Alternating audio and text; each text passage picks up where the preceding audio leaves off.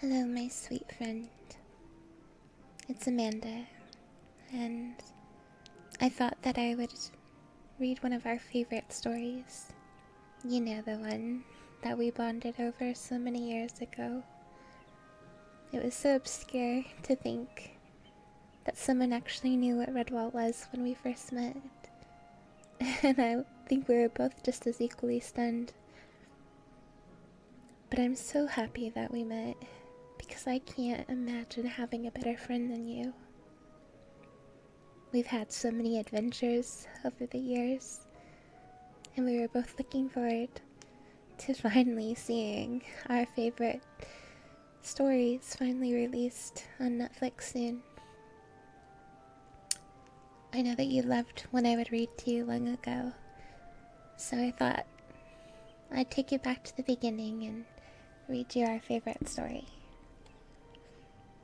And I know that, like Martin the Warrior, you're gonna be a fighter too.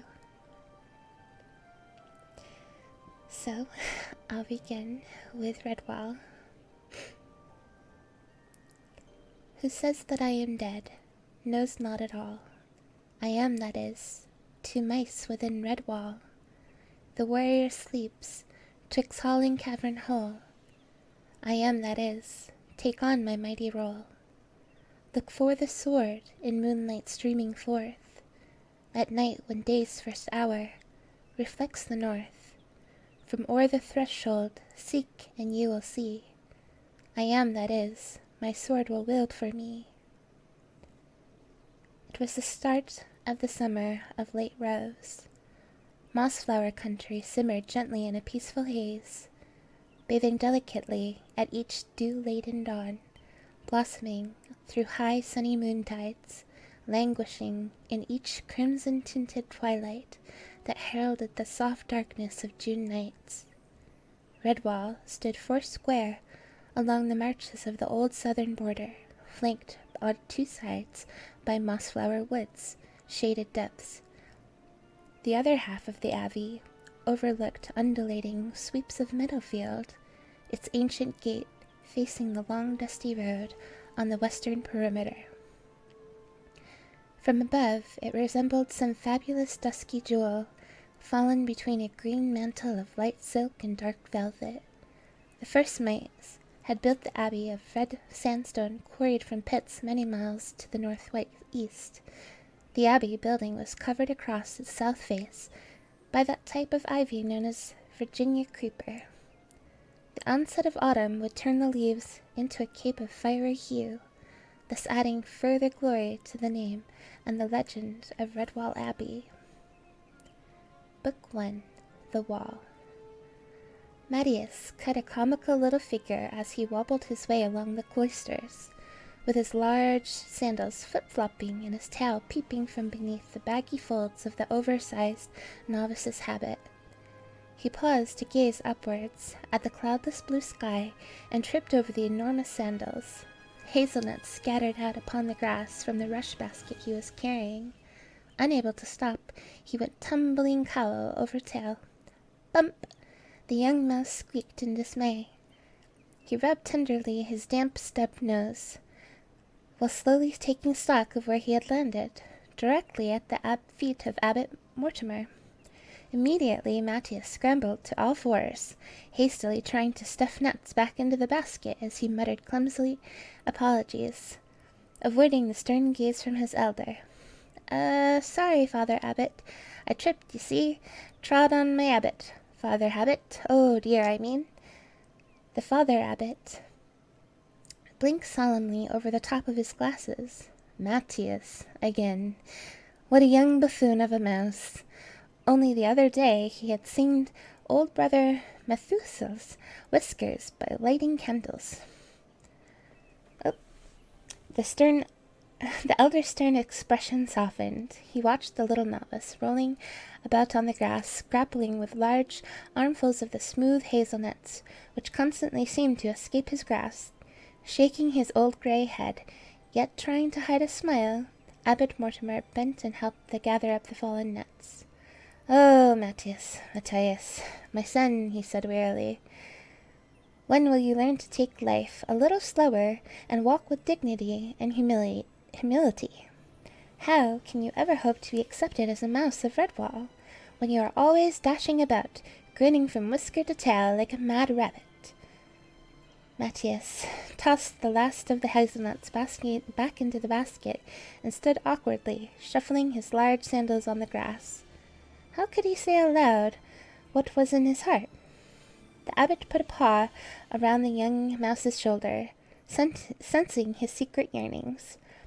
For he had ruled Redwall wisely over a great number of years, and had gained much experience of mouse life. He smiled at his young charge and spoke kindly to him. "Come with me, Matthias. It is time we talked together." A curious thrush perching on a gnarled pear tree watched the two figures make their way to a sedent place in the direction of the great hall, one clad in dark greenly brown of the order, the other garbed in a lighter pale green of the novice. They conversed earnestly in low tones, thinking what a clever bird he was. The thrush swooped over onto the basket that had been left behind. Twisters! The basket contained only hard nuts, locked tight within their shells. Feigning a lack of interest, lest the other birds have been witness to his silly mistake, he began whistling jauntily a few bars of his melodious summer song, strolling nonchalantly over to the cloister walls in search of snails. It was cool inside the great hall. Sunlight flooded down through the slanting, rainbow-hued shafts from high, narrow, stained-glass windows. A million-colored dust motes danced and swirled as the two mice trod on the ancient stone floor. The father abbot halted in front of the wall on which hung a long tapestry. This was the pride and joy of Redwall, the oldest part that had been woven by the founders of the abbey, and each successive generation had added to it. Thus the tapestry was not only a priceless treasure, but it was also a magnificent chronicle of the early Redwall history. The abbot studied the wonderment in Matthias's eyes, and as to my question, the answer which the wise mouse already knew. "What are you looking at, my son?" Matthias pointed to the figure woven into the tapestry. It was a heroic-looking mouse, with a fearless smile on his handsome face. Clad in armor, he leaned casually on an impressive sword, while behind him foxes and wildcats and vermin fled in terror. The young mouse gazed at it in admiration. "Oh, Father Abbot," he sighed, "if I could only be like Martin the warrior. He was the bravest, most courageous mouse that has ever lived." The abbot sat down slowly on the cool stone floor, resting his back against the wall. "Listen to what I say, Matthias. You have been like a son to me, ever since you first came to our gates as an orphaned woodland mouse begging to be taken in. Come, sit by me, and I will try to explain to you what our order is all about. We are mice of peace. Oh, I know that Martin was a warrior mouse, but those were wild days when strength was needed, the strength of a champion such as Martin. He lived here in the deep winter when the founders were under attack from many foxes, vermin, and a great wildcat, so fierce a fighter that he had faced the enemy single-pawed, driving them mercilessly far from Marsflower. During the rout, Martin fought a great battle against overwhelming odds. He emerged victorious after slaying the wildcat with his ancient sword, which became famous throughout the land. But in the last bloody combat, Martin was seriously wounded. He lay injured in the snow until the mouse found him, and then he was brought back to the abbey and cared for until he regained his strength. Then something seemed to come over him. He was transformed by what could only be called a mouse miracle. Martin forsook the way of the warrior and hung up his sword. That was when our order founded its true vocation. All the mouse took a solemn vow to never hurt another living creature unless it was an enemy that sought to harm our order by violence. They vowed to heal the sick, care for the injured, give aid to the wretched and impoverished. So was it written, and so it has been through all the ages of mouse-kind since. Today, we are deeply honored and highly respected society. Anywhere we go, even beyond the mouse flower, we are treated with courtesy by all creatures. Even predators will not harm a mouse who wears a habit from our order. They know that he or she who will heal and give aid. It is an unwritten law that Redwall mice can go anywhere, throughout any territory, and pass unharmed. At all times we must live up to this. It is our very way of life. As the abbot spoke, his voice increased in volume and solemnity. Matthias sat under the stern gaze, completely humbled. Abbot Mortimer stood and put a wrinkled old paw lightly on his small head, right between his velvety ears, now drooping with shame. Once more, Abbot's heart softened towards the little mouse. Poor Matthias, alas for your ambitions. The day of the warrior is gone, my son. We live in peaceful times, thank heaven. You will only need to think of obeying me, your abbot, and in doing so you are bidden. In time to come, when I am long gone to rest, you may think back on this day and bless my memory, for then you will be a true member of Redwall. Come now, my young friend, cheer up. It is the summer of the late rose. There are many, many days of warm sun ahead of us. Go back and get your basket full of hazelnuts. Tonight we will have a great feast to celebrate my golden jubilee as abbot. When you have taken the nuts to the kitchen, I have a special task for you. Oh, yes, indeed. I'll need some fine fish for the table. Get your rod in line. Tell Brother Alf that he is to take you fishing in the small boat. That is what young mice like doing, isn't it? Who knows, maybe you'll land a fine trout or some sicklebacks. Run along now, young one. Happiness filled Matthias from whiskers to tail, and he bobbed a quick bow to his superior and shuffled off. Smiling benignly, the abbot watched him go. Little rascal! He must have a word with Almanor, and see if some sandals could be found that would be a better fit for Matthias. A small wonder that the mouse kept dripping it all up. The high sun shone down on the Cluny of Scourge. Cluny was coming. He was a big and tough and evil rat, with ragged fur and curved jagged teeth. He wore a black eye patch, and his eye had been torn out in battle from a pike. Cluny had lost an eye, and the pike had lost its life. Some said that Cluny was a Portuguese rat. Others said that he was from the jungles far across from the wide oceans, but nobody knew for sure. Cluny was a bligh rat, the biggest, most savage rodent that ever jumped from ship to shore.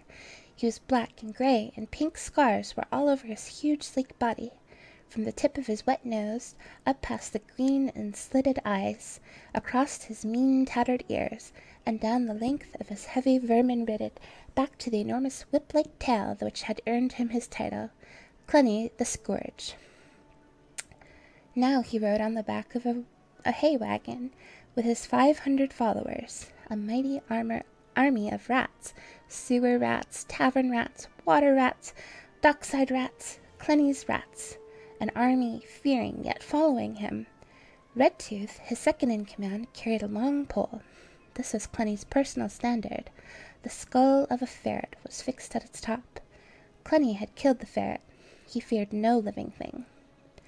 Wide-eyed, with the terror of the rat smell in his nostrils, the horses plunged ahead without any driver, where the hay cart was taking him with little concern to Cluny. Straight on the picketed horse galloped, past the milestone of the earth and the roadside, heedless of the letters graven in the stone, Redwall Abbey, 15 miles. Cluny spat over the edge of the cart as two young rabbits played in a field. Tasty little things, a pity the cart hadn't stopped, he thought. It was the high warm sun shone down on Cluny the Scourge. Cluny was the god of war. Cluny was coming nearer. Beneath the great hall of Redwall, candles burned bright in their sconces. This was the cavern hall, where the mice. What a night it was going to be. Between them, Matthias and Brother Alf had caught and landed a fully grown grayling. They fought and played with the big fish for nearly 2 hours, finally wading into the shallows and dragging it to the bank. It was nearly 2 pounds in weight, a tribute to Brother Alf's angling skills were combined with the youthful muscles of Matthias and their joint euphemism. Constance the badger had to be called. Gripping the fish in her strong jaws, she followed the 2 mice into the abbey kitchen and delivered the catch for them. Then she made her farewells.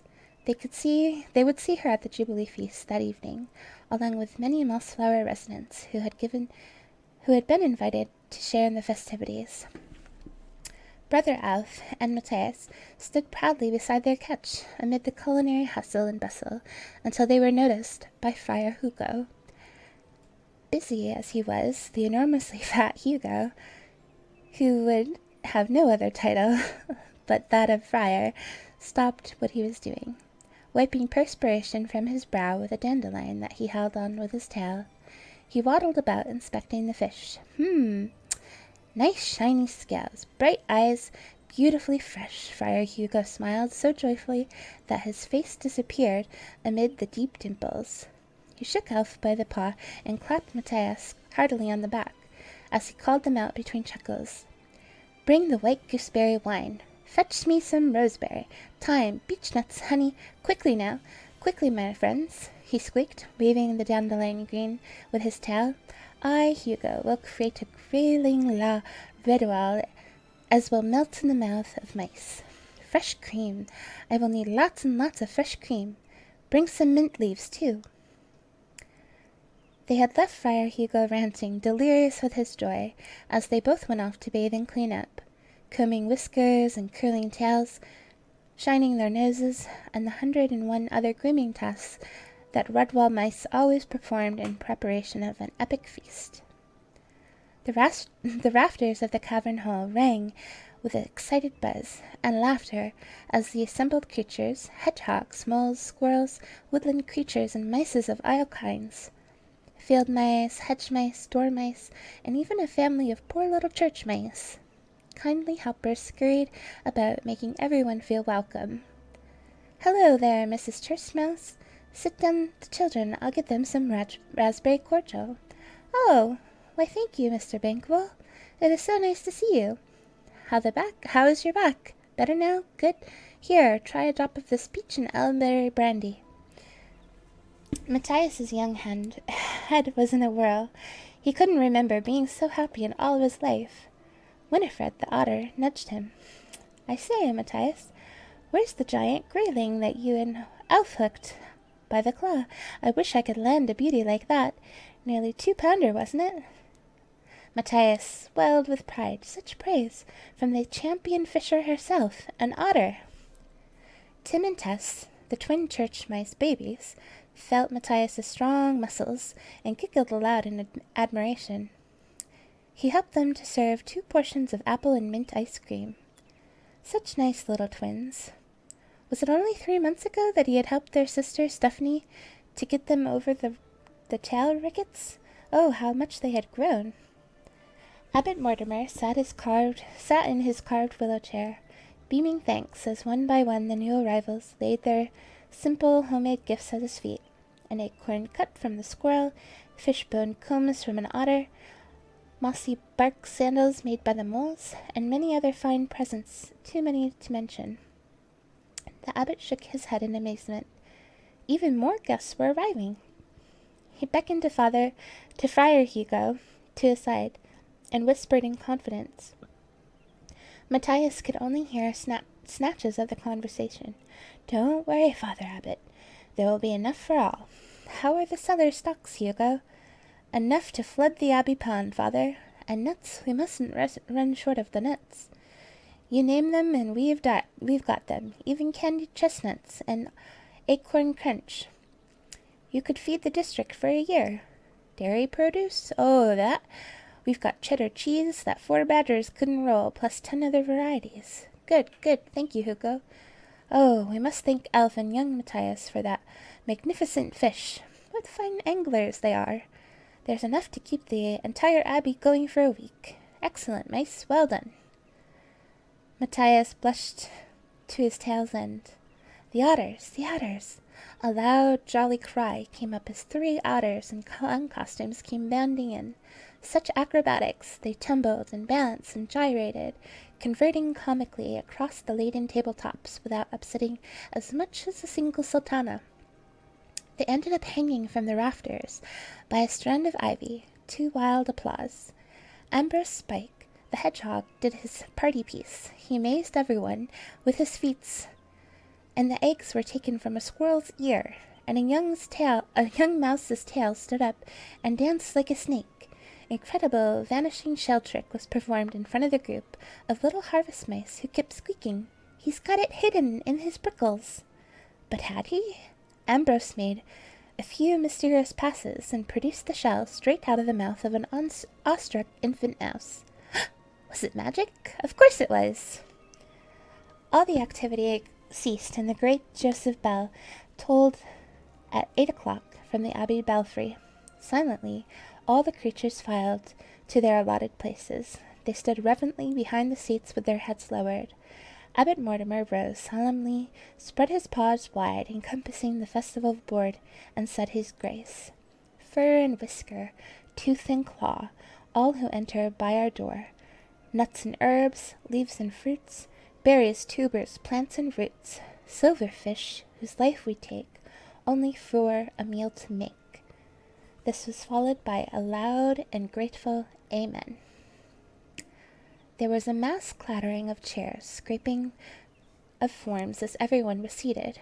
Matthias found himself next to Tim and Tess on one paw, and Cornflower Headmouse on the other. Cornflower was a young mouse, but undoubtedly pretty. She had the longest eyelashes Matthias had ever seen, the brightest eyes, the softest fur, the whitest of teeth. Matthias fumbled with a piece of celery and self-consciously turned to see if the twins were coping adequately. You could never tell with these baby church mice. Father Alf remarked that Friar Hugo had excelled himself. Of course, he had. As was brought to the table, tender freshwater shrimp garnished with cream and rose leaves, deviled barley pearls and acorn puree, apple and carrot chews, marinated cabbage stalks steeped with cream, white turnip of nutmeg. A chorus of oohs and ahs greeted the arrival of 6 mice pushing the big trolley. It was the grayling. Wreaths of aromatic steam drifted around the cavern hole. The fish had been baked to perfection. Friar Hugo entered, with a slight swagger added to his ungainly waddle. He swept off his chef's cape with his tail and announced in a somewhat pompous squeak, "My Lord Abbot, honored guests of the Mossflower area, and members of the Abbey, I wish to present my piece de resistance." "Oh, get on with it, Hugo."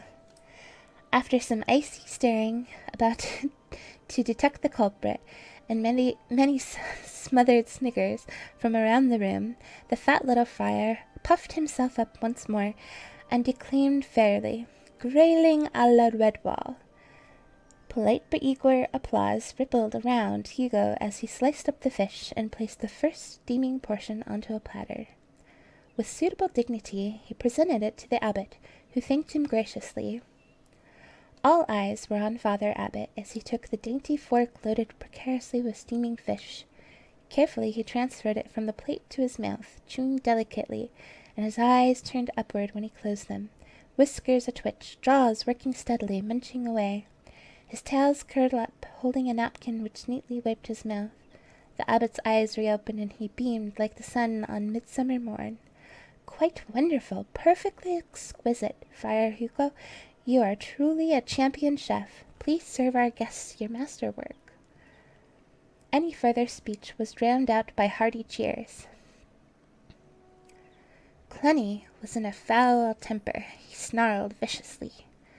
The horse had stopped from sheer exhaustion, and he wanted that.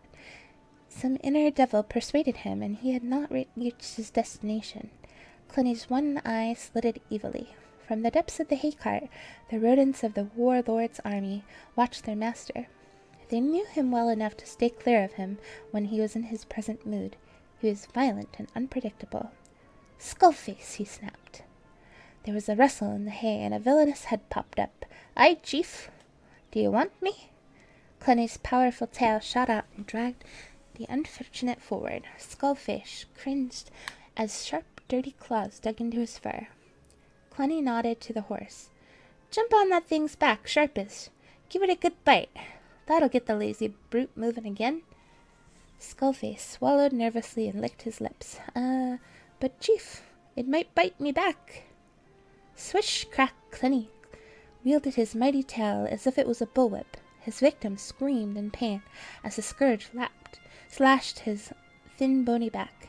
"Mutiny! Insubordination!" Clenny roared. "By teeth of hell, I'll flay you to the mangy dowel-rags." Skullface scurried over to the driver's seat, yelling in pain. "No more! Don't whip me, chief! Look, I'm a-going to do it!" "Hold on tight to the riggin' back there," said Clenny, as he shouted to his horde. Skullface performed a frantic leap, and he landed on the horse's back. The terrified animal did not wait for the rat to bite. As soon as he felt the loathsome scratching weight descend upon his exposed haunches, it gave a loud panic whinny and bucked. Spurred on by energy of fright, it careened off into the runway like a juggernaut. Skullface had just enough time and one agonized scream before he fell.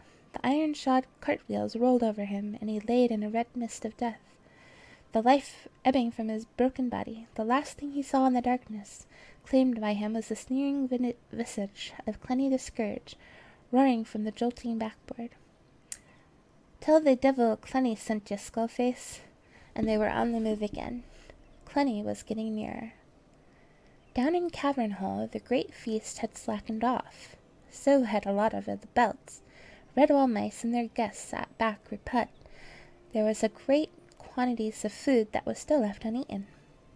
Abbot Mortimer whispered in Friar Hugo's ear. "Friar, I want you to pack up a large sack with food, hazelnuts, cheese, bread, cakes, and anything you see fit. Give it to Mrs. Churchmouse, as secretly as you can without attracting attention. Poverty is an ugly spectre when a mousewife has as many mouths to feed as she does. Oh, and be sure that her husband doesn't suspect what you're doing. John Churchmouse may be poor, but he is also proud, and I fear he won't accept any charitable gifts." Hugo nodded knowingly and waddled off to do his abbot's bidding. Cornflower and Matthias had become quite friendly. They were young mice about the same age, though their temperaments were very different, and they found something in common, an interest in Tim and Tess, the twin church mice. They had passed a pleasant evening, joking and playing games with the little creatures. Tess had clambered up onto Matthias's lap and fallen asleep, whereupon baby Tim did likewise on the velvety fur of Cornflower. She smiled at Matthias and stroked Tim's small head. "Ah, bless their little paws, don't they look so peaceful?" Matthias nodded contentedly in agreement. Colin Vole twittered aloud and remarked rather foolishly, "Oh, would you look at Matthias and Cornflower there, are nursing those two wee babies, like they were an old wedded couple. Well, crumble my bank." Brother Alf reprimanded him sharply. "Here now, you keep that latch on that silly tongue of yours, Colin Vole. Don't you know that some day Matthias will be a Redwall mouse? And don't let me hear you slandering young Cornflower. She's a decent mouse from a good family. Mark my words, Master Vole, I would say a thing or two to your mom and dad. Only last evening I saw you playing catch the bulrush with a young harvest mouse. What was her name now?" Colin Vole blushed until his nose went dry, and he flounced off, sweeping his tail, muttering about going outside to take in the dire air. Matthias caught a nod and a glance from the abbot. Excusing himself to Cornflower, he deposited the sleeping Tess upon his chair and went across to him. "Ah, Matthias, my son, here you are. Did you enjoy my Jubilee feast?" "Yes, thank you, father," Matthias replied. "Good, good," chuckled the abbot. "Now, I'm going to ask that Brother Alf or Edmund go upon a special errand, but they are no longer young mice, and they both look quite weary at this late hour, so I thought I might ask my chief grayling catcher to carry out this special task for me." Matthias couldn't help but stand a little bit taller. "Say the word, and I am your mouse, sir." The abbot leaned forward and spoke confidently. "Do you see the church mouse family? Well, it is such a long way back home for them on foot. Good heavens! There are just so many of them. I thought it would be a splendid idea if you could drive them home in the abbey cart, along with any others going that way. Constant Badger could pull the cart, of course, while you could act as a guide and a bodyguard. Take a good stout staff with you, Matthias." The young mouse needed no second bidding. Drawing himself up into full height, he sauntered in smart military fashion. "Leave it to me, Father Abbot. Old Constance is a bit slow-thinking. I'll take complete responsibility." The abbot shook with silent laughter as he watched Matthias march off, soldier-like swagger. Flip-flop, flip-flop. He tripped and fell flat on his tail. "Oh, dear. I should have let that young mouse get some sandals that weren't so big," said the abbot to himself for the second time today. Well, what a stroke of luck. Fancy Cornflower's family living so close to the church mouse brood. Matthias was only too glad to offer them a lift home as well. Would Miss Cornflower like to sit next to him? Oh, most certainly, yes, she would. Cornflower's parents sat inside the cart, her mom helping Mrs. Churchmouse with the little ones, and her dad chatted away with John Churchmouse as they shared a pipe of bracken twist. Friar Hugo came out and dumped a big, bulky sack next to Mrs. Churchmouse. "The abbot says thank you for the loan of bowls and tablecloths, ma'am." The friar gave her a huge wink. "All comfy back there?" Matthias called. "Right off. Here we go, Constance." The big badger trundled with the cart away as they all called out their good nights. She nodded to Methuselah, the ancient gatekeeper mouse, as the cart rolled out onto the road of silver moonlight in the star-pierced summer night. Matthias gazed upwards, feeling as if he were slowly turning with the silent earth. Peace was all about him. The baby mice inside the cart whimpered fitfully in their small secret dreams. Constance ambled along slowly, as though she was out on a nighttime stroll, pulling no weight at all. The stout ash staff lay forgotten in the footboard. Cornflower dozed off on Matthias's shoulder. She could hear the gentle lull of her father's voice and that of John Churchmouse blending in with the hum of nocturnal insects and the meadow and hedges of the balmy summer night. The summer of the late rose. Cornflower turned to the words over in her mind, dreaming, thinking of the old rambler that bloomed in the abbey gardens. Normally it was full of red flowers by now, but this year, for some unknown reason, it had chosen to flower late, and it was covered in dormant young rosebuds, even now, well into June. A thing that happened only infrequently, and usually heralded an extra long hot summer. Old Methuselah could only remember three such summers in his long lifetime. Accordingly, he advised that it could be marked on the calendar and in the Abbey Chronicles as the summer of the late rose. Cornflower's head sank lower in sleep. The cart rolled on gently down the long dusty road, and they were now halfway to the ruined church of St. Ninian, where John Churchmouse lived, as his father and grandfather and great-grandfather before him. Matthias had also fallen into a deep slumber. Even Constance was unable to stop her eyelids from drooping. She went slower and slower, as if the little cart and its occupants were caught in a magic spell of an enchanted summer night. Suddenly, and without warning, they were roused by the thunder of hooves. Nobody could determine which direction the sound was coming from. It seemed to fill the very air around them, and it gathered in momentum. The ground began trembling with a rumbling noise. Some sixth sense warned Constance to get off the road and find a hiding place. The powerful badger gave a mighty heave. Her blunt claws churned the roadside soil as she propelled the cart through the gap of the hedge-hoard down the slope into the ditch, where she dug her paws in, holding the cart still and secure, while John Churchmouse and Cornflower's father jumped out and wedged the wheels firmly with stones.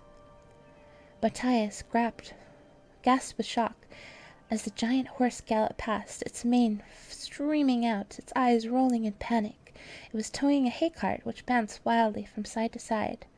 Matthias could see rats among the hay, but these were no ordinary rats. They were huge, ragged rodents bigger than any he had ever seen. Their heavy arms were tattooed with a variety of weapons and pikes and knives and spears and rusty long cutlasses. Standing boldly on the backboard of the hay cart was the biggest, fiercest, most evil-looking rat that had ever slunk out of a nightmare. With one claw he grasped a long pole with a ferret's head spiked onto it, while the other his thick, enormous tail, and he cracked it like a whip. Laughing madly, yelling strange curses, he swayed to and fro skillfully as the horse and the wagon clattered off down the road into the night. As suddenly as they had come, they were gone. Matthias walked out into the road, staff in hand. Stray wisps of hay drifted down behind him. His legs trembled uncontrollably. Constance hauled the Abbey cart back onto the road. Cornflower was helping her mother and Mrs. Churchmouse to calm the little one's tears of fright. Together they all stood on the cart's tracks amid the settling dust. "Did you see that? I saw it. I don't believe it. What in the heaven was that? Well, what in the hell was more like it? All those rats, such big ones, too. Aye, and the one in the back, he looked like a devil himself." Seeing Matthias still stunned by what had happened, Constance took over leadership. She wheeled the cart around. "I think it's best we head for the Abbey," she said firmly. "Father Abbot will want to know about this straight away." Knowing that the Badger was far more experienced than himself, Matthias assumed the role of second in command. "Right, Cornflower. Let's get in the cart and take charge of the mothers and babies. Mr. Fieldmouse, Mr. Churchmouse, up front with Constance, please." Silently, the mice did as they were ordered. The cart moved off, with Matthias in position in the back, providing a rear guard, and the young mouse gripped his staff tightly, his back to the charges, facing down the road in the direction that the hay cart had taken. The horse had gotten away safely. It was the hay cart that suffered the most damage, bolting recklessly from side to side on the road. The blinkered animal failed to see the twin stone gateposts on the right side and had skidded crazily. The cart had smashed into its uprights, and there was a loud splintering of shafts as the horse careened onwards, trailing in its wake the reins and tracers and shattering timber. With his lightning reflexes serving him well, Clenny leaped deer. He landed cat-like on all fours as the hay cart upended on the roadside ditch, and its buckled wheels spinning awkwardly. Feeling braced by his mad ride and subsequent narrow escape, Clenny strode to the ditch's end. The distressed cries of those trapped beneath the cart reached his ears. He spat contemptuously and narrowing his one good eye. "Come on, get up out of there, you cringing old cat meat," he bellowed. "Redtooth, Darkclaw, report to me and I'll have your skulls for skittles." Clenny's two hen-rats pulled themselves from the ditch, shaking their heads dazedly. Crack, slash, the whip-like tail brought them swiftly to his side. "Three-leg and Scratch are dead, Chief." "Dead as dirt. The cart crushed him, Chief." "Stupid fool," snarled Clenny. "Serves him right. What about the rest?" "Old Wormtail has lost a paw. Some of the others are hurt, really hurt." Clenny sneered. They'll get over it, and suffer worse by the time I'm done with them. They're getting too fat and sluggish. By the tripes, they'd not last 5 minutes in the storm at sea. Come on, you dead and alive ragbags. Get up, get up, get out here." The rats struggled from the ditch, and the cart frantic to obey the harsh command as quick as possible. They crowded about the undamaged gatepost, and their leader had chosen to take upon his perch. None dared cry or complain about their hurts. Who could predict the mood of the warlord? "Right, cock your lungs and listen to me," Clenny snarled. "First we've got to find out where we've been docked.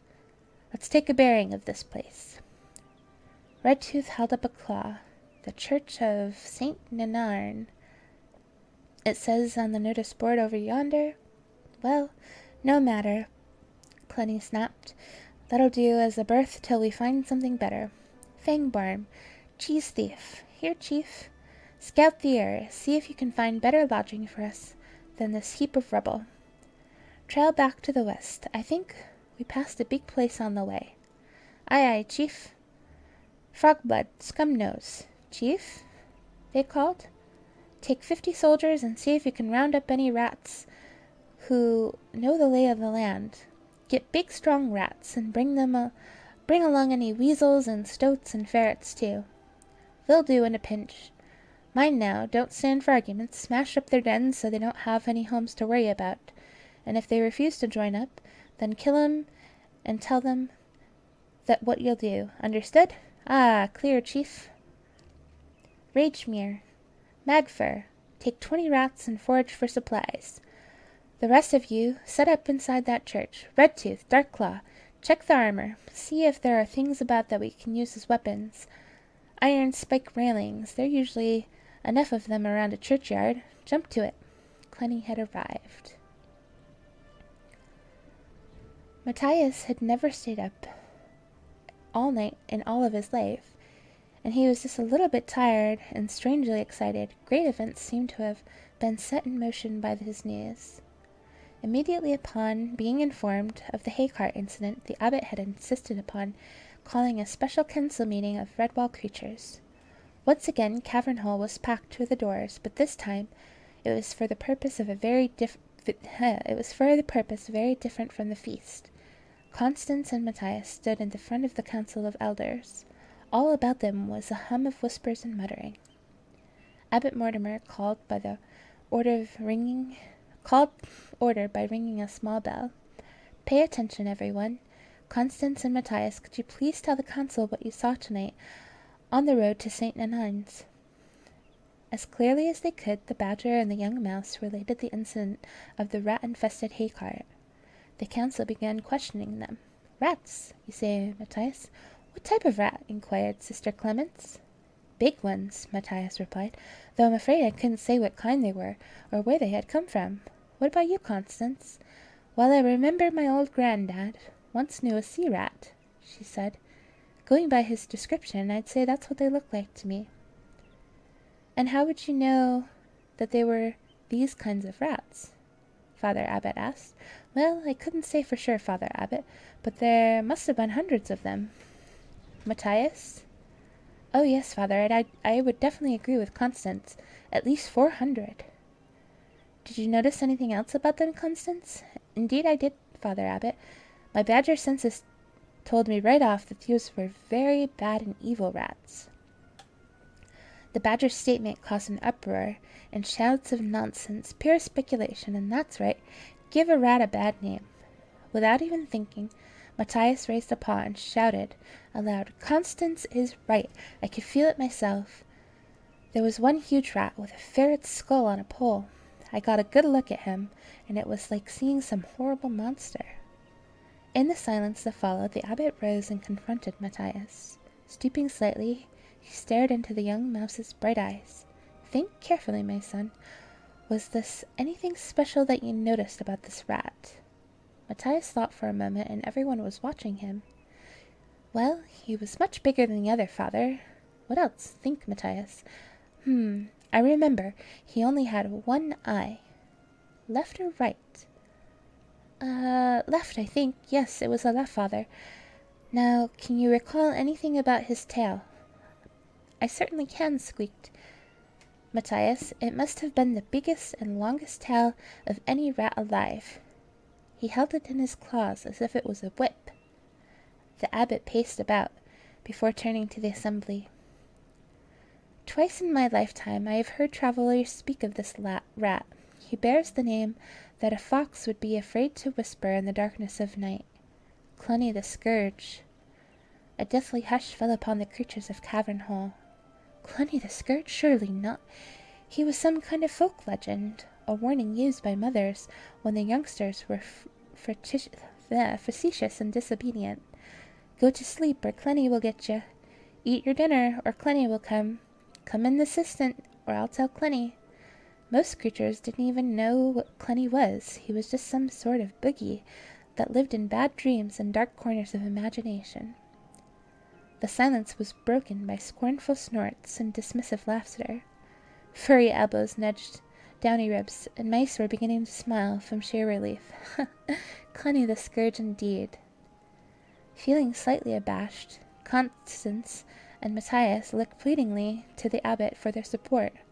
Abbot Mortimer's old face was stern, and he shook the bell vigorously for silence. Mice of Redwall, I see that there are those among you who doubt the word of your abbot.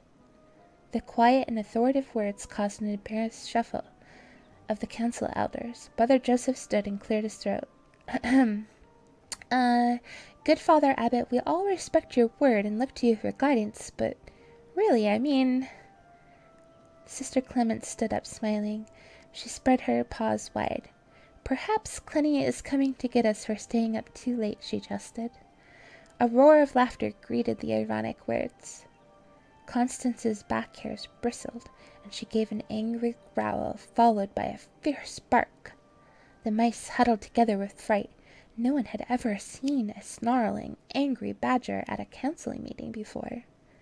Before they could recover, Constance was up on her hind legs, having a say. I have never such a pack of empty-headed ninnies. You should all be ashamed of yourself, giggling like silly little otter cubs that could have caught a beetle. I have never thought I'd live to see the elders of Redwall acting this way. Constance hunched her heavy shoulders and glared about with ferocity that set them trembling. Now you listen to me and take heed of what Father Abbot has to say. The next creature who utters one squeak will answer to me. You understand? The adder bowed low in a dignified manner, gesturing with her massive blunt paw. The floor is yours, Father Abbot. Thank you, Constance, my good faithful friend, the abbot murmured, and he looked about him, shaking his head gravely. I have little more to say on the subject, but as I see you still need convincing, here is my proposal. We will send 2 mice out to relieve the gatehouse. Let me see.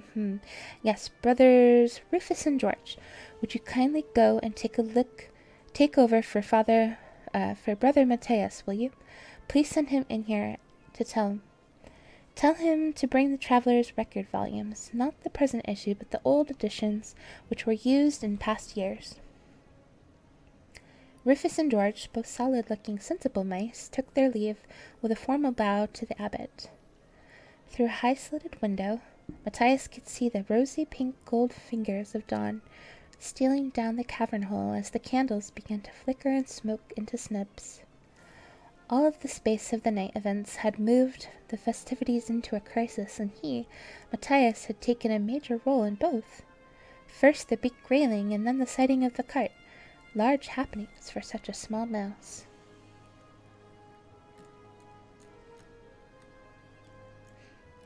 And I think that is where I'm going to end for tonight. Sleep well, Jess. I love you.